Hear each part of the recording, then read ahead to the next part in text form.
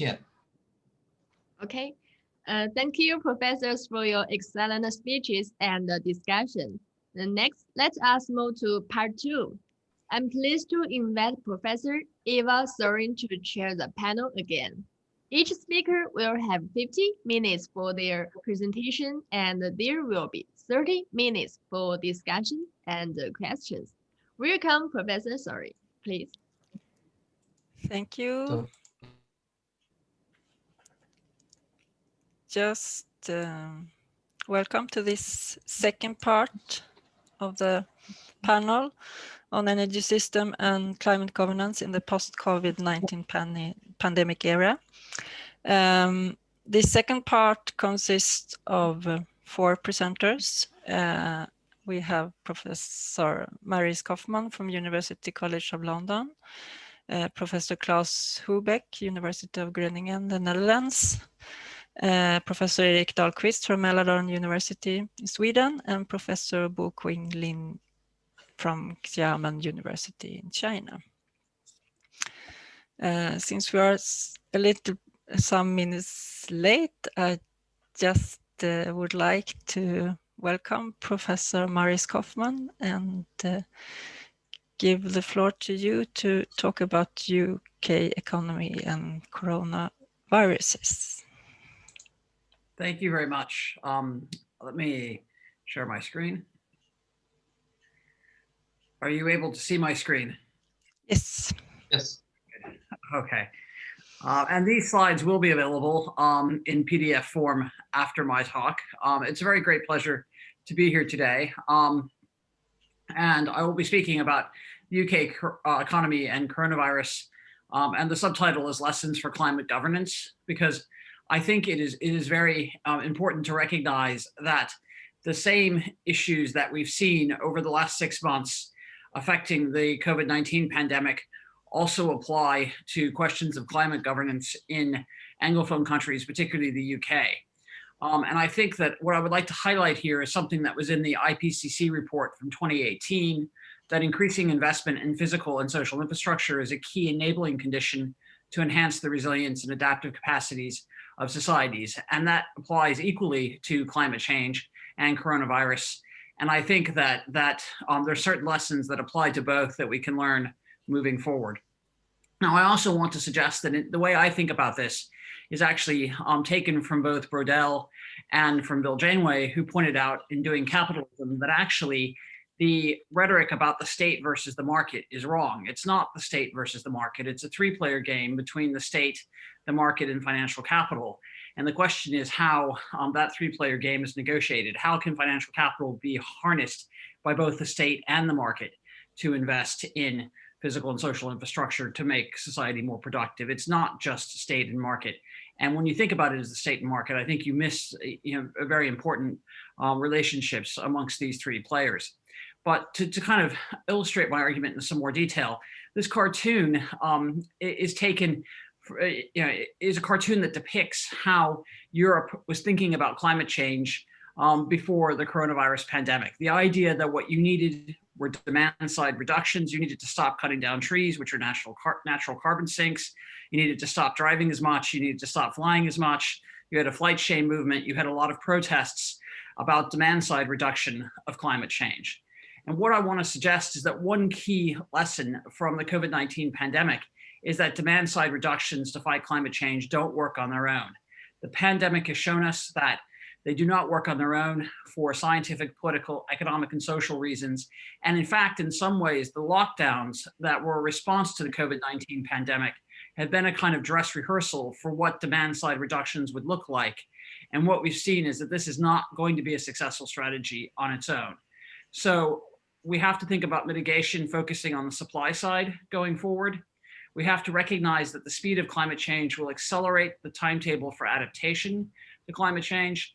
And we have to understand that remediation technologies will become more important, especially negative emissions technologies, which, although there's a lot of interest in these in China and in the United States, remediation technologies, negative emissions technologies are kind of a dirty word in Europe, because there is a consensus in Europe that if you go down this pathway, it will kind of eliminate the sense of urgency for mitigation on the part of the general public. But it's clear that, that climate change is accelerating so rapidly that we don't really have a choice.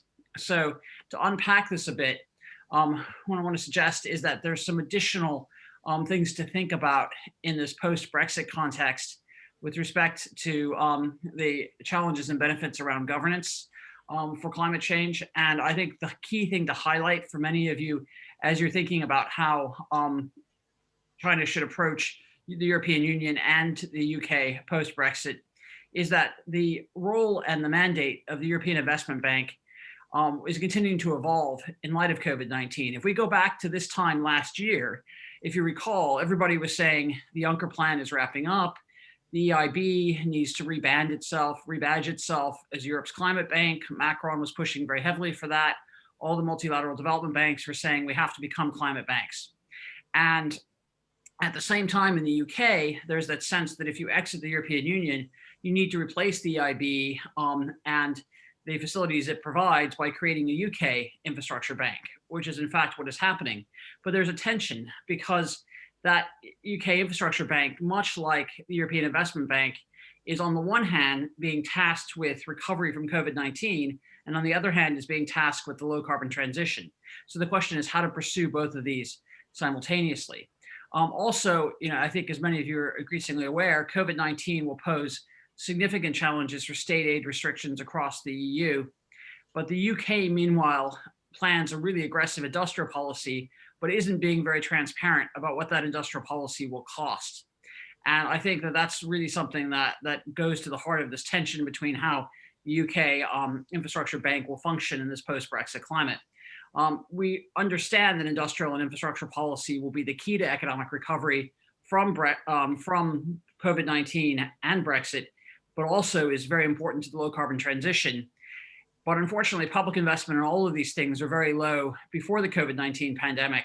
And the rate of UK public borrowing is very, very high at the moment. It's 9 times what was anticipated this time last year. It's 400 billion rather than 55 billion. Interest rates are very low, but there's a question of how sustainable this is. So I think there are many opportunities in green recovery for the UK, which would also help recover from the COVID-19 pandemic, but there's a real risk of greenwashing.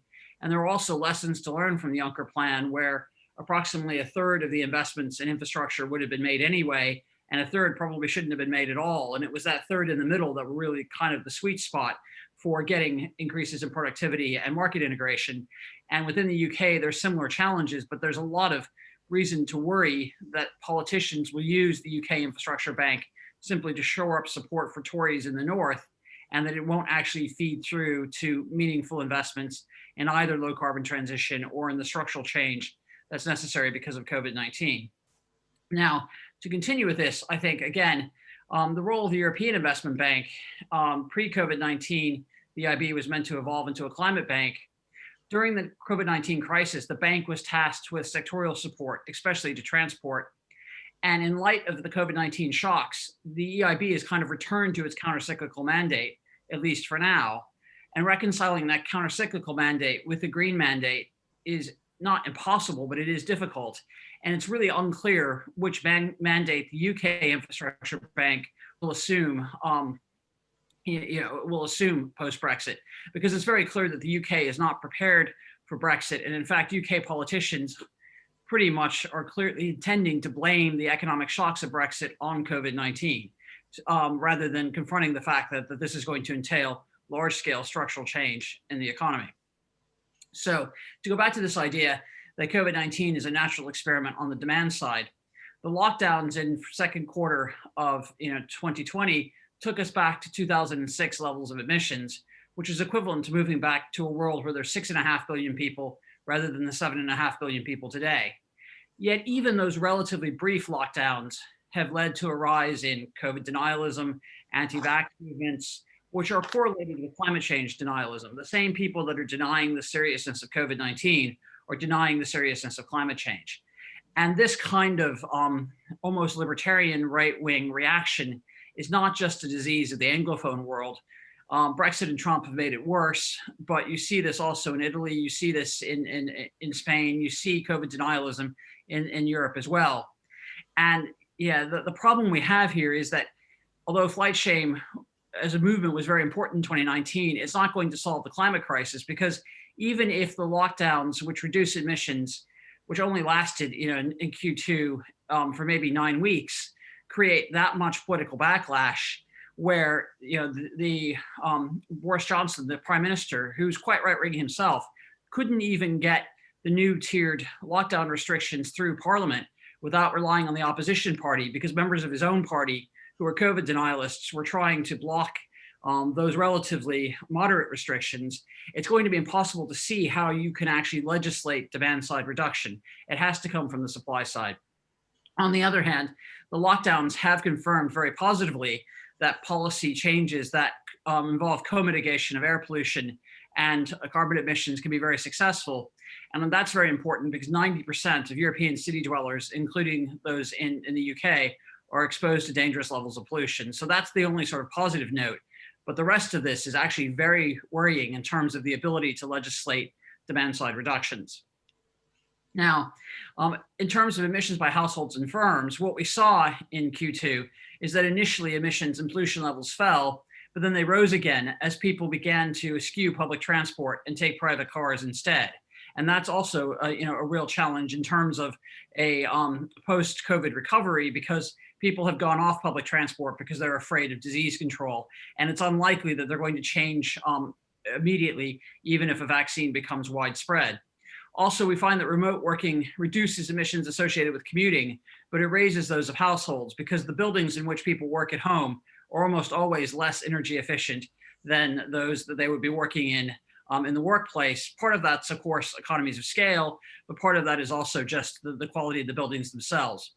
So there are two key lessons. One is that co-mitigation of pollution and emissions is urgently needed, and retrofit of housing stock to achieve environmental and social sustainability is very important, as remote working will continue.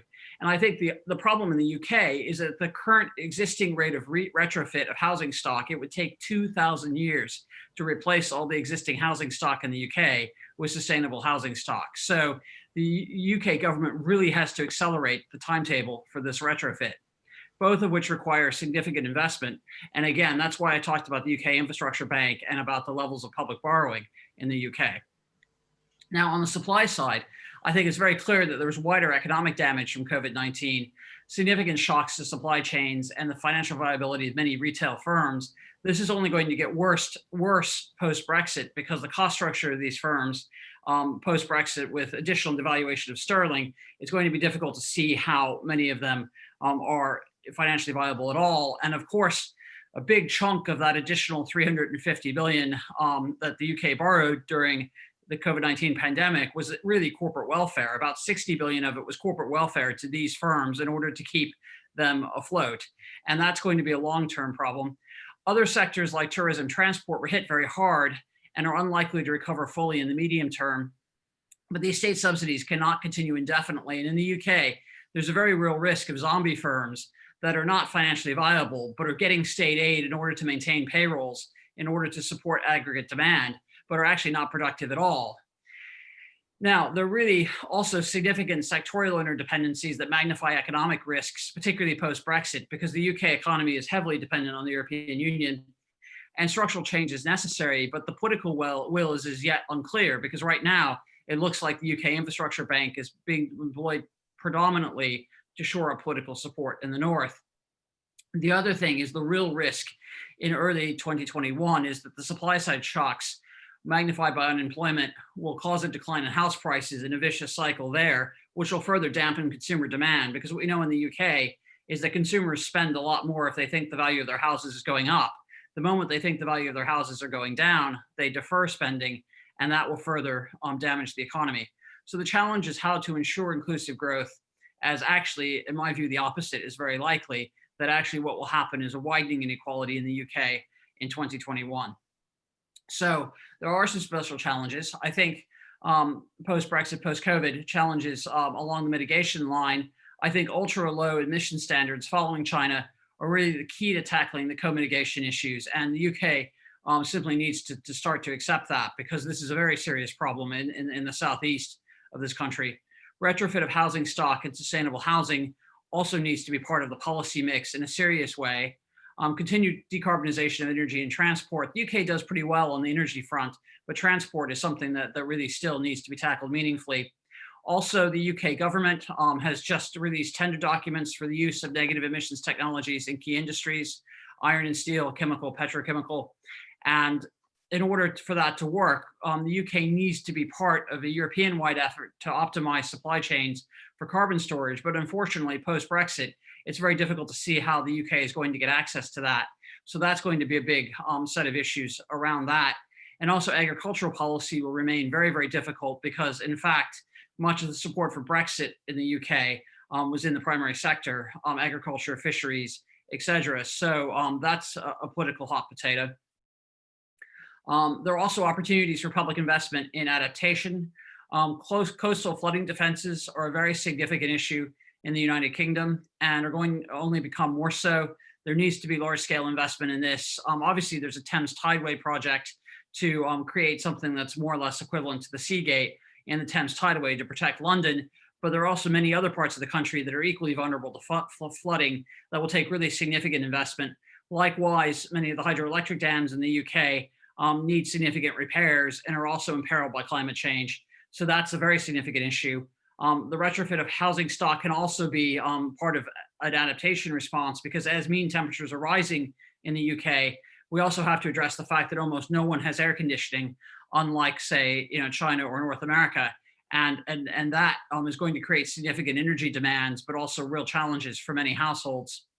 Agricultural policy will be a focal point with implications for regional devolution in the UK, whether Wales and Scotland decide to go their own way. And I think that many of us will agree that the IPCC damage functions need a rethink because it's clear that this is not a linear relationship, that there actually are step changes as temperatures rise, and that can be used to justify significant policy shifts. But adaptation really needs to be in the policy mix in a way that it hasn't been up to this point. And again, coming back to remediation, I think this really has to be more than just a last resort. One thing that is encouraging is the World Bank's pilot auction facility for methane and climate mitigation. It has to be scaled up. It really needs to be scaled up. There's a significant appetite in the UK and Europe for investing in reforestation, afforestation projects in the global south and also at home. Had many conversations with those in Scandinavia who are looking at forestry products as a way of enhancing the supply chain for housing. And these are also natural carbon sinks. And then this needs to be more prominently thought about. Also, carbon capture, carbon storage is primarily a mitigation strategy today at a sectorial level, but there's a lot of investment in the UK and Europe in developing direct air capture and BECCS, and that will become more important and will receive more funding for development as part of an innovation policy. And again, there are draft tender documents floating around. And finally, I would just like to say, in terms of remediation policy, we also need to think about how we demote the nation state as the master noun, because we need global governance frameworks for climate remediation, or there are really serious risks involved in that. So what I would also suggest is that we need to think about over the decadal time horizons, over the next decade or two, the possibility that there's a new trilemma emerging where mitigation, adaptation, and remediation are difficult to pursue simultaneously. You can pursue two of the three. You can pursue a policy that focuses on mitigation and adaptation, but it's very hard then to include remediation in the mix, because if that means lowering mean temperatures on the whole, that runs counter to those two, et cetera. So I have to stop here. But anyway, that's the trilemma that I'm proposing will develop. But I hope that whether or not you accept that argument, I found it helpful to hear my thoughts on COVID and climate governance in the UK. Thank you. Thank you very much, Maris Kaufman. So just to remind you also to put questions in the chat. We will also have this time for discussion, hopefully, after the presentations. So please add your questions in the chat for the presenters.